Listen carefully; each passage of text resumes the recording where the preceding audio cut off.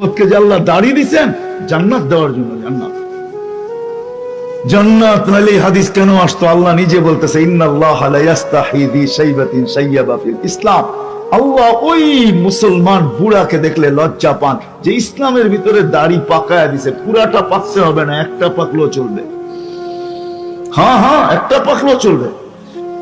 মুহাদ্দিসে জামান মারা গেছেন, সাথীরা স্বপ্নে দেখছে, জিজ্ঞাসা করছে কি ব্যবহার করছে? দাড়ি দেখায় জান্নাতে চলে গেছে।